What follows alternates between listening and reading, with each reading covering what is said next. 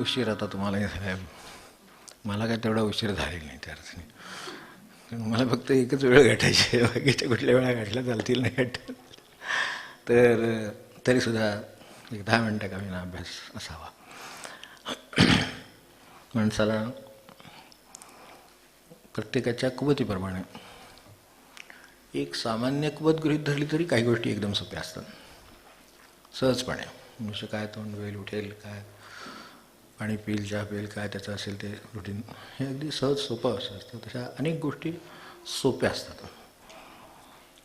तर अगदी थोडक्यात सांगायचं म्हणजे तसं हसणं खरं तर सोपं आहे गोष्ट माणसाला, नाही का? हसणं खरं पण नाही सहज येत. म्हणतात बघा लोक घरातले, ते हसणं म्हणजे विकत घ्यायचं घरी, कधीतरी आपल्याला ऐकू येतं हसले म्हणजे खूप झालं, म्हणजे कोणाला नव्हे, सहज निर्मळ असं जर असं तर खूप झालं म्हणायचं, असं म्हणायची वेळी. मग ह्या सोप्या गोष्टींमध्ये अनेक गोष्टींची यादी आहे. त्यात उपदेश कोणाला करणं सगळ्यात सोपं. असं करा, तसं करा. लहान मुलं असतील तर फारच छान, कारण सहसा ती चटकन काही विरोध करत नाहीत म्हणण्यापेक्षा करू शकत नाहीत, त्यामुळं तिथं चालतं. तसं उपदेश चांगला, भाषण देणं चांगलं, सोपं आहे. कोणत्याही विषयावर भाषण सुरू केलं आणि कोणत्याही विषयावर संपवलं तरीसुद्धा अलीकडे चालतं. पूर्वीच्या काळात शास्त्रशुद्ध भाषणाची पद्धत आहे. सगळं जसं पुस्तकाचा जसा उपोद्घात, अमकं तमकं, उपसंहार वगैरे सगळं तसलं काय आता काय राहिलं नाही. तुम्ही कुठेही भाषण सुरू करा, कुठेही संपा, काही सांगा, भाषण सोपं झालं. प्रवचनाबद्दल मी न बोलणं बरं. त्यामुळं तेही तसं सोपं आहे. हे सगळ्या सोप्या गोष्टी आहेत. किंवा मी सांगतो तुम्हाला कसं, म्हणजे काय ते जे काय करायचं असेल, जे काय वागायचं असेल, जे अमुक करायचं आहे ते मी सांगतो. हे जे आहे त्यातलं ते पण एक सोप्या शब्दातले शब्द आहेत, चटकन सांगता येण्यासारखे शब्द आहेत. तर त्या सगळ्यापेक्षा सुद्धा जर काय सोपी गोष्ट असेल तर कोणाची निंदा नालस्ती करायची तर सोपी आहे. सर्वात जास्त सोपं काय असेल तर, म्हणून चहाबरोबर एक वेळ बिस्किट जमेल असं नाही, ते सुद्धा विशिष्ट लागेल. कारण अलीकडे डायबिटीसपासून सगळ्या प्रकारचे बिस्किट मिळतात. गुड नाईटपासून गुड डेपर्यंत सुद्धा मिळत असतील, मला माहीत नाही, पण तरी सगळे मिळतात. पण चहाबरोबर निंदा मात्र अगदी सहज, म्हणजे सहजपणे चालतं. 4 माणसं एकत्र आली आणि भगवंताचं गुणगान वगैरे करत शिबिरच व्हावे, म्हणजे शक्य नाही. भागवत सप्ताह वगैरे कुठेही अशा ठिकाणी कुठेही असं हे सगळं तिथेसुद्धा मिळणं अवघड. समजा जपाला बसले तर जप संपेपर्यंत एकदा कसा तरी वेळ काढला की बाहेर गेले की तुम्हाला माहिती आहे कशी सोप्यात सोप्या गोष्टी जर काय असतील तर ह्या आहेत. तर त्यात सर्वात सोपी गोष्ट ही निंदा आहे. आणि निंदा ही सर्वसाधारणपणे अवगुणांचीच होते.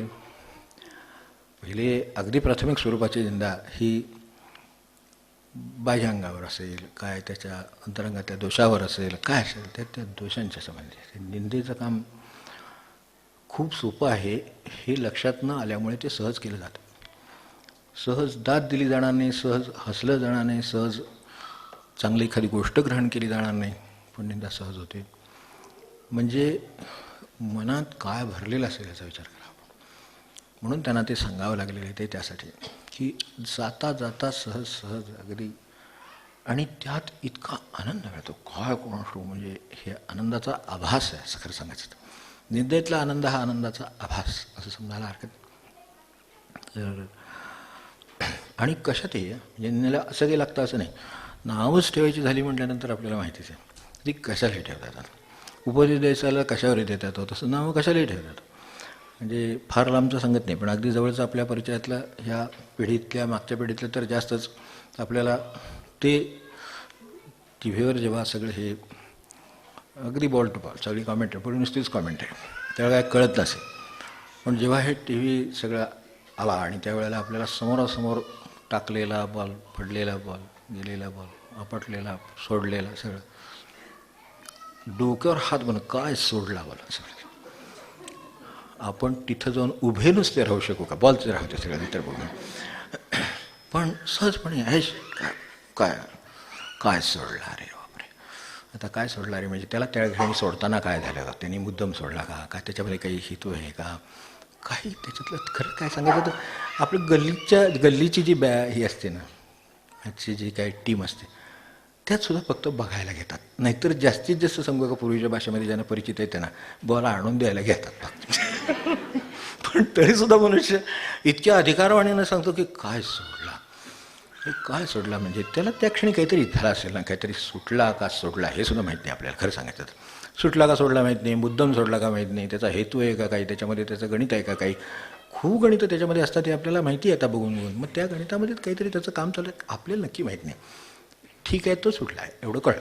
काय सोडला, तो काय पळाला नव्हता का, तो मॅरेथॉन का पळतोय अक्षरशः, तो तिथंपर्यंत जाऊन आता तो जाईपर्यंत तिथं नाही पोचायला, तो पडला, त्याला काय करणार, काय सोडलं काय आपल्याला म्हणजे अगदी साध्या ज्या आपल्याला परिचित असेल तेव्हा हे किती सहजपणे होतं. पण याचा परिणाम आपल्या लक्षात येत नाही. आता सर्वसाधारणपणे उपदेशाच्या माणसानं कसं राहायला पाहिजे वगैरे कोणालाही विचार, मी कसं राहायला पाहिजे, तो म्हणजे अक्षरशः म्हणजे कसं काही पूर्वी ग्रंथ होते का काय सूत्रग्रंथ याच्यावर काय माहिती नाही की काय दोषसूत्र वगैरे अशा स्वरूपाचे काय ग्रंथ होते आणि त्यांनी अभ्यासलेत वगैरे काय असं वाटावं. असं कसं राहावं म्हटलं तर बुवा मला काही सांगता येत नाही, कारण मला अजून नीट राहता येत नाही असं उत्तर आपल्याला किती ठिकाणी मिळालं असेल की मलाच अजून नीट राहता आलेलं नाही, मी तुम्हाला काय सांगावं. पण संतांच्याकडे असा अभंग आहे ना, माझे कळो येते अवगुण काय करू म्हणारो, मज काय त्यांचे उणे असे दिसते, दोष आहे बरोबर, पण तरीसुद्धा मज काय त्यांचे उणे असे असं जे म्हणतात ते जगद्गुरू झालेत. मी गुणवान आहे म्हणणारा जगद्गुरू नाही झाला, माझ्याकडे अवगुण आहेत आणि ते डोंगरा एवढे आहेत, त्याच्यापेक्षा ती बघितलेलं बरं असं म्हणणारी माणसं जी आहेत ना ती ही आहेत. म्हणजे तिथे गेलं तर वेगळं काहीतरी बघायला मिळतं चित्र, म्हणून तर तिथे जाऊन शिकावं लागतं. त्यांच्याकडे काय शिकायचं, व्यवहारात काय शिकता येईल, त्याच्यापेक्षा जास्त कशी निंदा करता येईल ते शिकता येईल. त्यांनी एक अवगुण दाखवला, आपण दुसरा दाखवू. तुम्ही म्हणण्यातलं सांगतो, मी बोलण्यातलं सांगतो, मी अमक्यातलं सांगतो, मी वागण्यात सांगतो, हे सांगता येईल. पण हे जे सगळं आहे हे सगळं सहज सोपं होतं. त्यांना काळजी का लागली आहे किंवा संत असं का करतायत, तर ते काहीतरी जगाविरुद्ध करायचं म्हणून करत नाहीत, जगाला योग्य त्या मार्गाला लावावं म्हणून करतात. त्यांनी स्वतः ते केले म्हणून करतात. संतांच्याकडून दोष ऐकायला मिळणं ही गोष्ट सोपी नाही. त्यांच्याकडून गुण ऐकायला मिळतील, गुणवर्णन कितीही ऐकतील. महाराज म्हणायचे ना, त्याच्यातलं मी फक्त सोनं बघतो. अरे काय, हे काही सोपी गोष्ट आहे. त्या माणसातलं मी सोनं बघितलेलं आहे.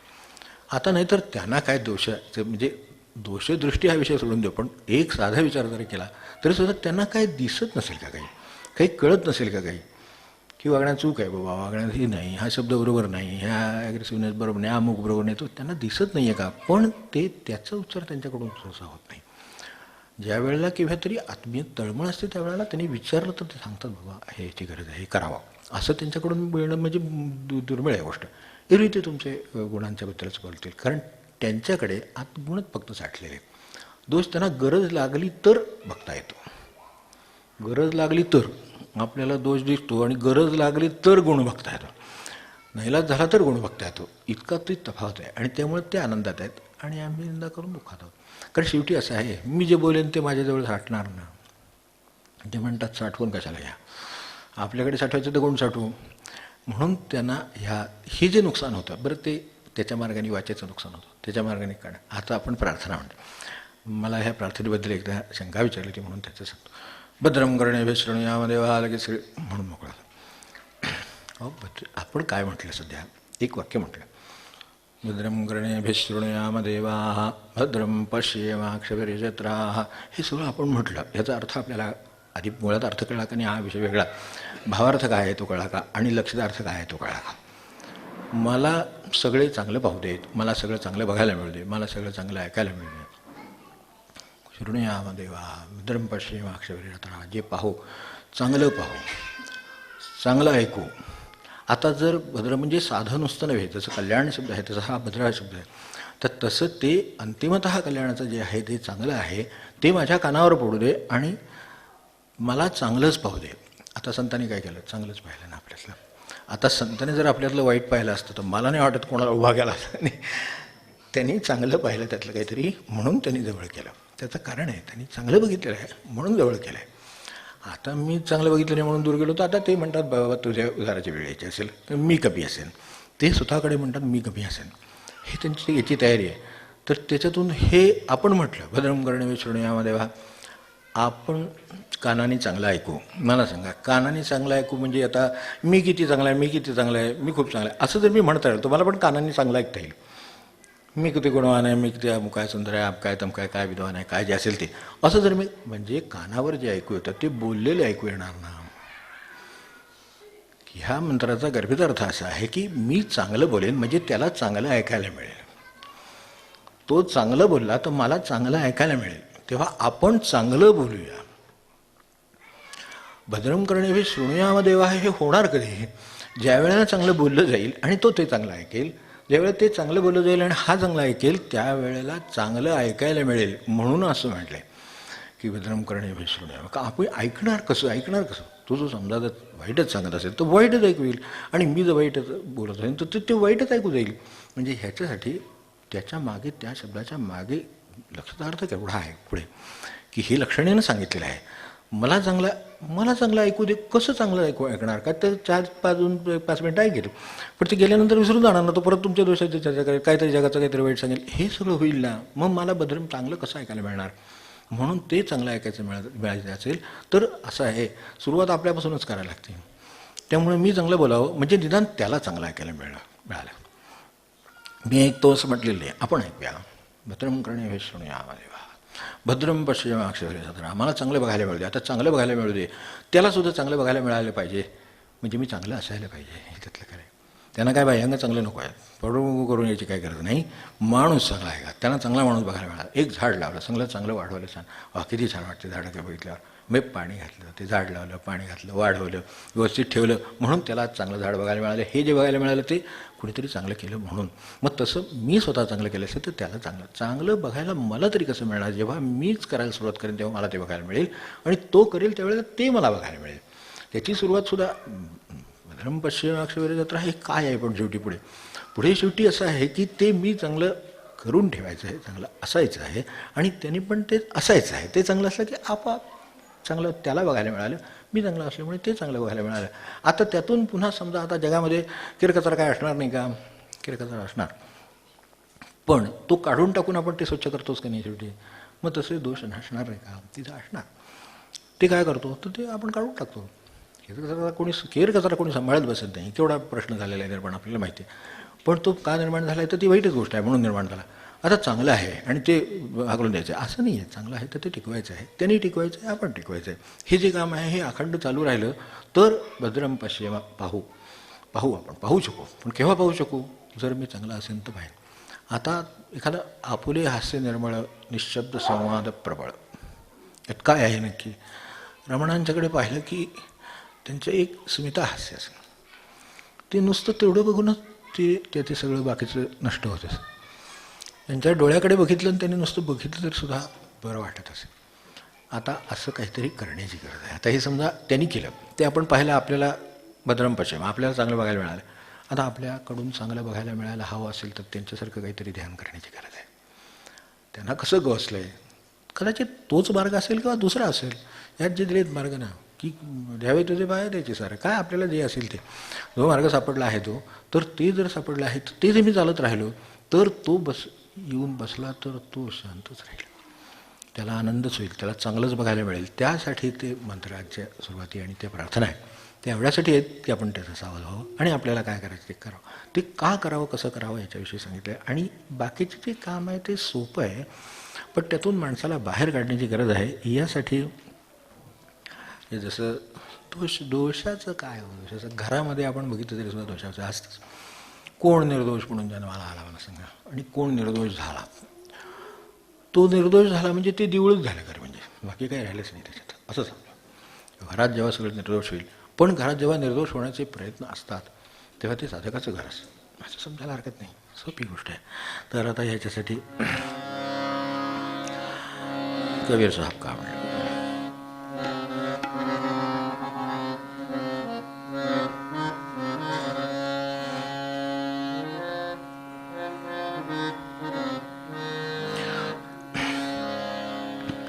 त्या काळातलं हसतच रूप आहे.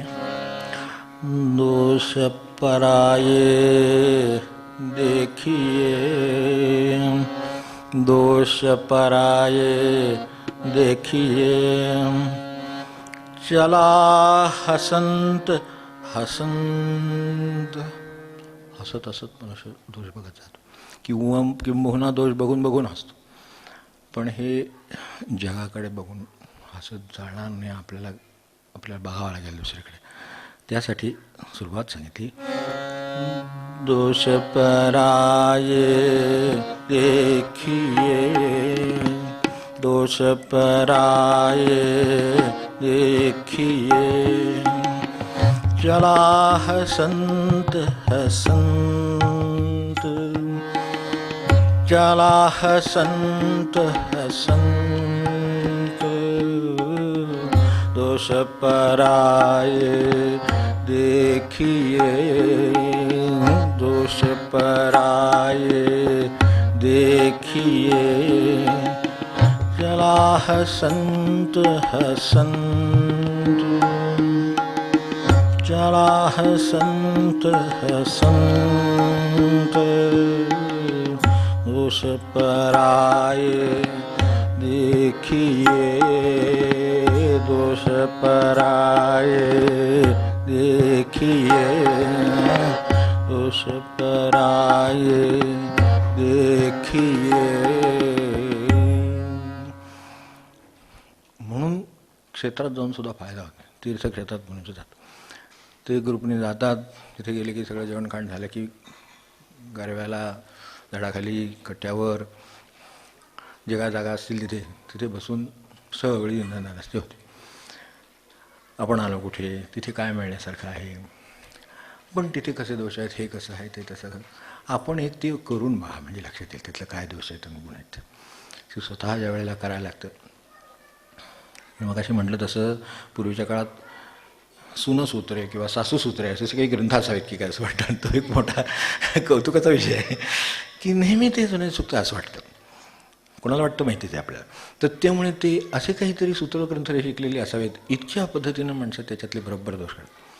मिठच कमी झालं, हेच कमी झालं, वागणंच कळत नाही, हेच कळत नाही, ड्रेसच घातला ते असंच केलं, ती जडी जशी नेसली आहे ते बरोबरच केलं, काहीतरी यांचा पण यांचाही सूत्रग्रंथ असतो. ते भजनाला गेले की हा आपला ग्रंथ उघडायचा चालायचं. हे कुठलेही सूत्रग्रंथ होते कोणा ठोकून हे आहेत असावेत. पण आता समजा ते जे काय केलेलं आहे काय सेवापणे आहे आता म्हणजे ह्यात काही त्यांचंच फक्त म्हणत नाही, ते म्हणले दुसरे सांगा. कारण असं आहे की जेवणारा कोणीतरी आहे तुला किती अरे अरे जरा एवढीशी भाजीचं हे लागलं की त्याचं नुसतं अरे अरे होतं. का आता समजा त्यात मीठ राहील, कल्पना करू आपण एक 25 दिवस सेवा करून बघा कधी काय राहतं का नाही याची कल्पना करून बघा. केल्यानंतर लक्षात येतं हे इतकं सोपं नाही आहे. आणि जर आपण ठरवलेलं असेल की काही चुकणार नाही तर हमखाच त्या दिवशी चुकणार हे काय त्याच्यासाठी भगवंत बसलेलाच तयार आहे. तो नेमकं त्या दिवशी त्याच्या हातून मीठ राहणार, त्याच्यातून तिखट जास्त पडणार, काय होईल ते होणार. तो जर असं करून करायला बसलेला असेल तर तो अहंकार बरोबर बाजूला करायला तो बसलेलाच आहे. कारण त्याच्यात काहीही चालतं भगवंताला, कुठलंही पाप पुण्य काय तुमचं असेल ते सगळं चालतं. काहीतरी पुण्यवती पापे अमुच्या मते हे तुकवा वाढतात. त्याचा अर्थ काय झाला, आपण खूप विचार करण्यासारखा तो अभंग आहे म्हणून मुद्दाम ठेवला. तर तो तेवढ्यासाठीच घेतला की त्याच्यात ते काय पाप पुण्य असेल ते सगळं भगवंताला जातं. एक अहंकार फक्त तुझा लागते. सगळ्या संतांनी सत्पुरुषांनी कुठेही ज्याने ज्याने भगवत दर्शनं घेतली किंवा ज्याने ज्याने त्या तऱ्हेचा अनुभव घेतला जे त्या स्थितीला आहेत त्यांना फक्त एकच गोष्ट जाणवून द्यायची की तिथे फक्त एवढं चालणार नाही, बाकी तुमचं काय असेल तिथे तुमची परिस्थिती गरिबी असू दे, तुमची श्रीमंती असू दे, तुम्ही धनधान्यवान असा काहीही असा ते सुद्धा चालेल. तुम्ही काय श्रीमंत असला म्हणजे देवाच्या दारात प्रवेश नाही असं नाही, पण श्रीमंत असला तरी त्याचं काही नाही आहे अहंकार. तर मग यात गरिबी आहे, दुःख नाही आहे, यात तुमचे त्याचं गरिबीचा सुद्धा अहंकार असू शकतो. महाराजांनी प्रवचनात कशाला लिहिले मग आपल्याला सांगितले नाही म्हटलं किंवा थोडा वेळ थांबा म्हटलं किंवा आज नाही म्हटलं तर मला काय 56 घर आहेत. अरे बापरे, दुसरा मागणाऱ्याला एवढा अहंकार असेल तर म्हणले ज्याच्याकडे आहे त्याला केवढा असेल. मला 56 घर आहेत हे त्या आपण वाचलं असेल प्रवचनामध्ये, हा शब्द त्यांचाच आहे की मला काय भीक मागायला एक घर आहे का, मला काय 56 घर आहेत. अरे बापरे, अरे भीक मागायला 56 घर आहेत याचा सुद्धा अहंकार असू शकतो. तर मग त्याच्याकडे असं 56 पट त्याच्याकडे आहे त्याचा अहंकार त्याला केवढा असेल. पण तो टोचतो शेवटी, कारण भगवंताकडे जाता येत नाही. तोच मनुष्याला त्याच्याच पद्धतीनं त्याचा अहंकार, तो अहंकार हे कसं आहे खोलवर उतरलेला काटा आहे, काढता येत नाही सहज. खूप साधन आहे ना, जसं ते हे होतं त्याचं कुरूप होतं वाटतं ना, आपल्याकडे खूप काटा सुटला आणि काढता आला नाही तर कुरूप होतं आणि कायमचं माणसाला ते ठुसठुसच राहतं. हा काय अनुभव काय कोणाला नसेल असं नाही, पाहायला नसेल असंही नाही. तसं तो अहंकाराचा काटा, तो बारीक असो, एवढं एकदम असो आहे हे सुद्धा जाणवणार नाही माणसाला. अहंकार केव्हा जाणवतो? When you are challenged. Krishnamurti म्हणाले व्हेन यू आर चॅलेंज तेव्हा जाणवतो. साधक असाल तर सावध व्हाल आणि साधक नसाल तर अहंकार पडावर काढेल. असं काय म्हणजे इतकंही त्याला समर्थनाची बाजू तरी इतकी आहेत. नाही हे मुळात अमान्य आहे ते आहेच, पण त्याच्याबरोबर आणखीन काय होईल की काय लोकांच्यात नाही आहेत का, मी तुम्हाला तुम्ही लोक दाखवाल पण मला माझा प्रश्न सोडवायचा आहे. त्यांचा प्रश्न सोडवणारे ते आहेत, नाही तर भगवंत आहे. जग ज्याने जग दे ज्याने, ते बघतील काय करायचं ते, पण माझ्यात तो कमी आहे का. आणि देतो सुख किंवा समाधान, ती गुणांची वाट नेहमी समाधानाच्या दिशेला जाते ना, म्हणून दोषाची तिकडे जात नाही. दोषाची वेगळ्या दिशेला जाते, ते उत्तरावर जाणं आहे. गुण म्हणजे चढावर जाणं आहे, मंदिराकडे जाते. त्यामुळे डोंगरावरचं मंदिर हवं असेल तर तेवढे चढणीचे कष्ट घ्यावे लागतात, तेवढा काम फुकतो, त्याला काही इलाज नाही. मग ते जे चढणीचे कष्ट आहेत ते हे गुणांच्या संपादनाचे कष्ट आहेत. आणि दोष न पाहता, आणि जर दोषच जर पाहिजे असतील, दोषसुद्धा असतातच, दोष असतात. दोष पराये देखिए, दोष पराये देखिए, चला हसंत हसंत. दोष पराये देखिए, चला हसंत हसंत. अपने दोष याद न आवे, अपने दोष याद न आवे, जिनका आदि न अंत. अपने दोष याद न आवे, अपने दोष याद न आवे, बरोबर. जिनका आदि न अंत, जिनका आदि न अंत, जिनका आदि न अंत. पण केव्हा आदि न अंत हे कळेल केव्हा, तर ते बघितले तर कळेल. दोषात बघायचे तर माझेच बघावेत. माझे बघितले लक्षात येईल की त्याला आधी नाही अंत नाही, जन्माला येतानाच दोष असतो. दोषदृष्टी काही कुठे शाळा आहे का माणसाला? मला सांगा, दुसऱ्याचे दोष बघायची शाळा आहे? दोष बघायची शाळा नाही. माणसाला उजत आहे, त्याला कळतं, चुकीचं झालेलं कळतं, राहिलेलं कळतं, उणिवा कळतात, त्रुटी कळते, व्यंग कळतात. सगळं माणसाला कसं कळतं? ह्याच्याविषयी कुठले धडे आहेत का की व्यंग कसे पाहावे, त्रुटी कशा कळाव्यात, उणिवा कशा शोधाव्यात? ह्याचे काही वर्ग नाही. पण माणसाला उणीव कळायला लागते बरोबर. त्रुटी कळते, दोष कळतात, शरीराचे व्यंग कळतात, बाहेरचे कळतात, स्वभावाचे कळतात, सगळं कळतं. म्हणजे हे सगळं उपजत आहे. म्हणून करावे लागतात ते प्रयत्न. हे तेच दोष बघायचे का? कारण डोळे उघडेच आहेत, ते बहिर्मुख आहेत, त्यामुळे बाहेरच बघतील, बाहेर तर दोष दिसतीलच, त्याची काही शाळा लागतच नाही, उपजत आहे. पण हे उपजत नाही. आपण दोष याद नावे, ते आत आहेत, आत बघायची दृष्टी ही उघडावी लागते, म्हणून ते गुरु त्याच्यासाठी लागतात. ते दृष्टी आतली दृष्टी उघडतात, आंतरदृष्टी उघडतो तो गुरु. बाह्यदृष्टी उघडणारे ते आपोआप उघडते जन्माला आला की, ती त्याची दृष्टीने बाहेरचं दिसतं. आणि मग दोष आपल्याकडे दोषांच्या आधी माझं काय, त्यांचे उणे असे अशा अवस्था आधीच आहेत त्यात, आणि ते चर्चा केली की ते आणखीन माझ्यात परत येणार. मी काय साठवणार? माझ्या परडीतली फुलं शुद्ध असावीत, माझ्या परडीतली फुलं चांगली असावीत, तर मग मी ते आठवावं. पण अपने दोष याद नाही का, ते येत नाहीत. ते लक्षात येण्याची, ती लक्षात द्यायची गोष्ट आहे, ही दिसायची गोष्ट आहे. त्याला बहिर्दृष्टी उपयोगी पडते, ह्याला अंतर्दृष्टी लागते, तिची सावधानता लागते.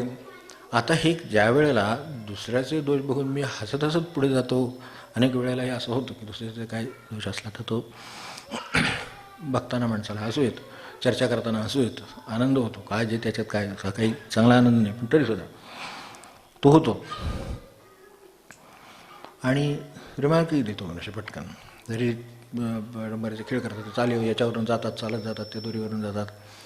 आपण बघितलं असेल सर्कस येतात, विषयाने जास्त वेळ बोलायचं म्हणून त्याचं मर्यादा आहे. सर्कस बघायला मुलांना घेऊन जातात, तर त्यावेळेला ती जे आता सर्कशी कमी राहिल्या, त्याच्यापेक्षा घरातच सर्कशी सुरू झाल्या, आणि पडद्यावर त्याच्यापेक्षा सुरू आहेत. तर त्यामुळे बाहेर जायची गरज लागत नाही. आता घरात बसून सगळ्या सगळ्याच्या पलीकडे बघताय. मग आता हे बघायला जात असं त्यावेळेला त्याच्यात तो विदूषकाचं जे काम आहे ते ज्यांनी बघितलं असेल तर ते झुल्यावरचे जे खेळ चालतात त्यावेळेला विदूषक उड्या मारून झुल्यावरून इकडे तिकडे धाडकन खाली पडतो. त्याच्यात तर खाली ते जाळी लावलेलं असतं. त्याच्यात ते मारताना कसं पडायला होतं हे तो दाखवतो. आणि त्यावेळेला इतकी मुलं हसतात, म्हणजे मुलंच असतात त्यामुळे ते हसतात.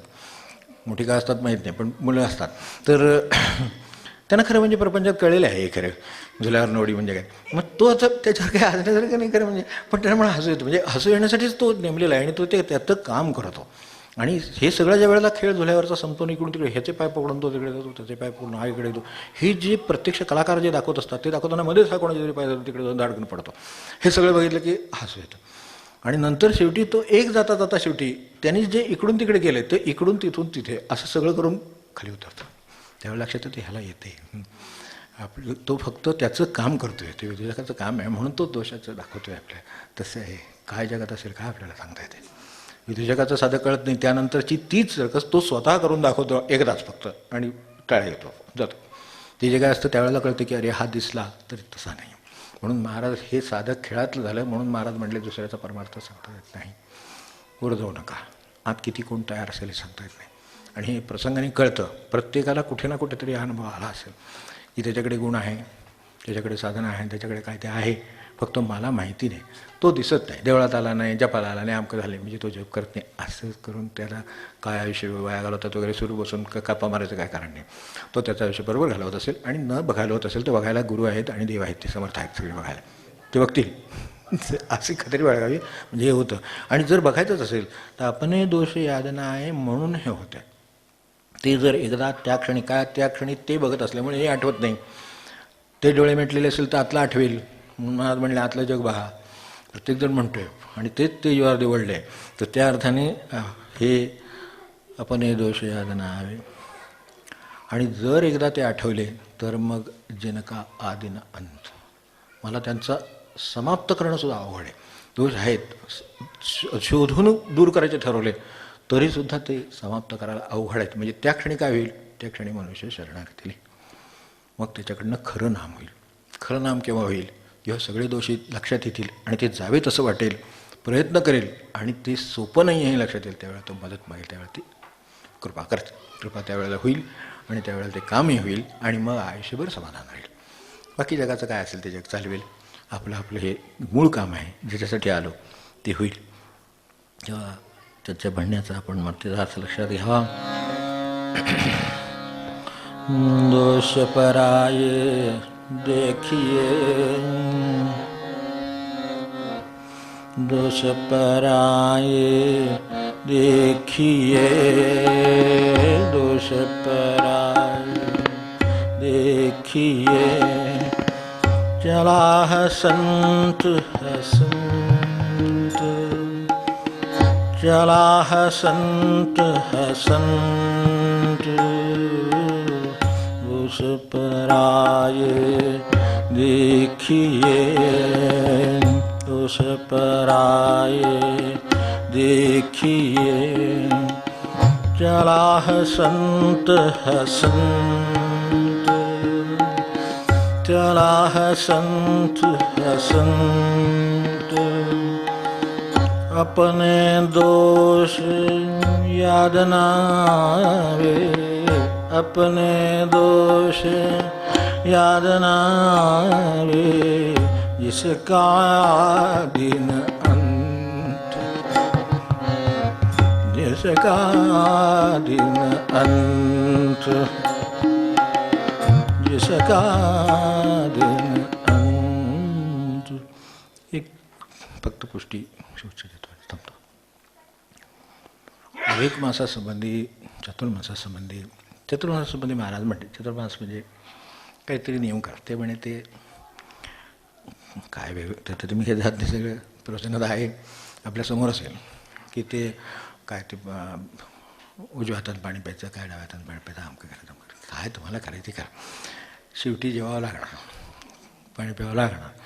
तेव्हा ते जे काही नियम आहेत चांगले आहेत, काहीतरी वळण लागावं म्हणून सांगितले हेही खरं आहे. निदान नैवेद्य दाखवल्याशिवाय देऊ नये, दिल्याशिवाय खाऊ नये असे काहीतरी ठरवले. तर ह्या गोष्टीत काहीतरी तथ्य आहे, ही गोष्ट खरी. पण त्याच्यापेक्षा आपल्या अवगुणांचा त्याचा अभ्यास करावा. मौन पाळायचं आहे तर एक दिवस ठरवावं. चातुर्मासानिमित्त 1 आठवडा मौन पाळायचं ठरवलं समजा ते ठरवलं आहे. तर तो पहिला दिवस जाताना काय जे कष्ट असतात येताना ते अवघडायचंच नाही. आणि ते मौन पाळायचं आहे म्हणून हे बघत बसायचं नाही आपल्यासमोर काय आहे ते, आपोआपच मौन पाळलं जातं. तर ते नाही बघत बसायचं, त्याला हात नाही लावायचं. एक दिवस मोबाईल बघायचा नाही आहे, काय नाही, सिनेमा नाही, नाटक नाही, आमकं नाही, तमकं नाही, बातम्या नाही, काय जगात काही उलथापालथ होऊ दे. आपली जर एवढी मोठी गरज असेल तर नॉर्वे का इंग्लंड असं आपल्याला बोलवून घेतील अडचण सोडवण्यासाठी. आपण काय करायचं कारण एवढं जर समजा एकदा केलं तर मग मौन पाळताना 1 दिवस काय होतं, मग 2 दिवस काय होतं, मग 8 दिवस काय होतं, हे असं करावं.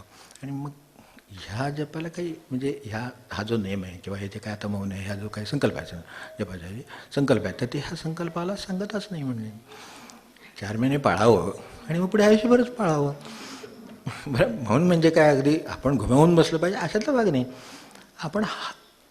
आपण एरवी म्हटलं ना, खूप खोप्या गोष्टी आहेत की निर्मळ आपुले हास्य निर्मळ.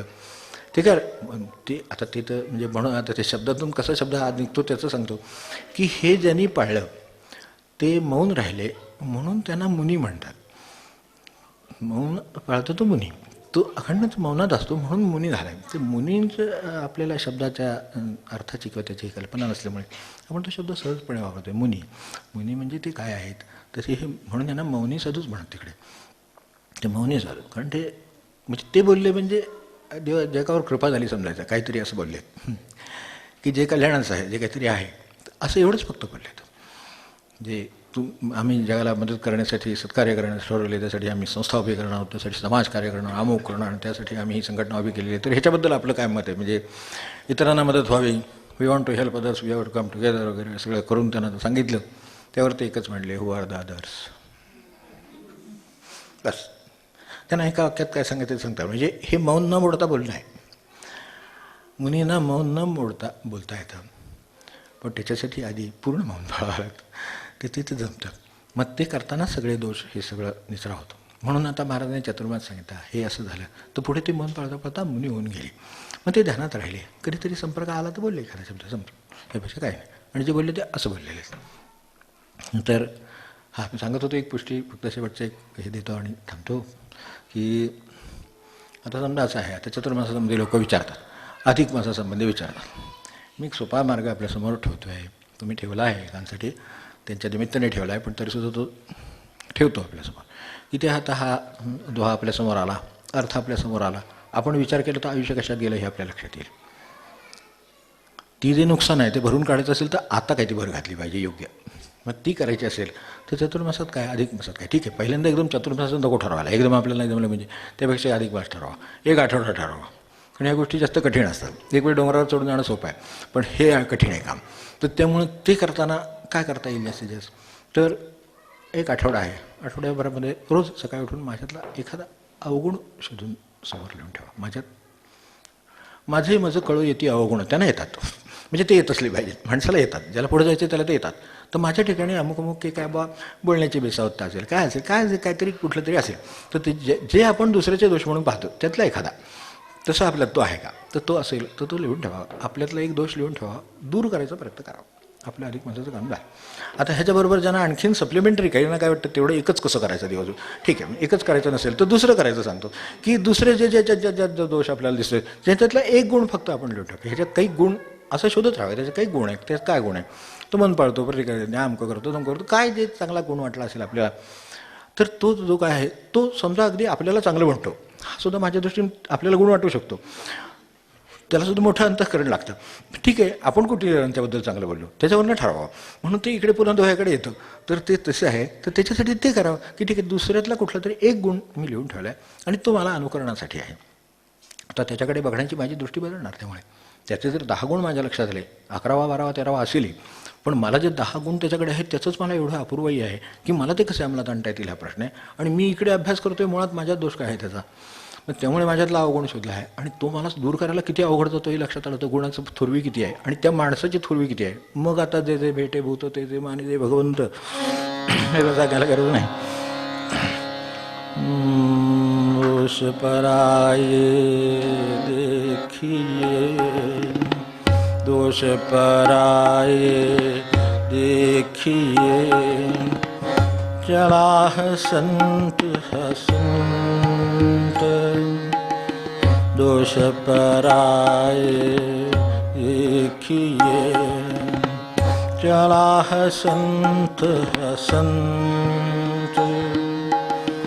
अपने दोष याद न आवे, अपने दोष याद न आवे.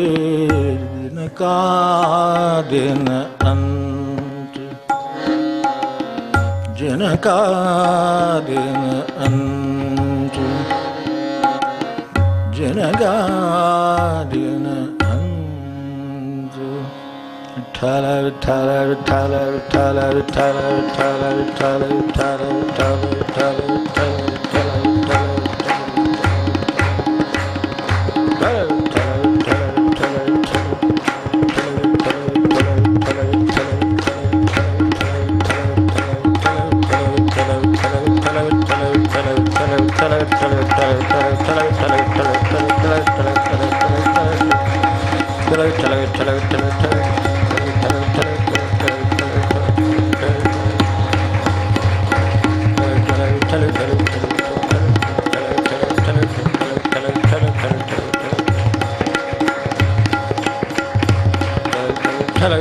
विठ्ठल विठ्ठल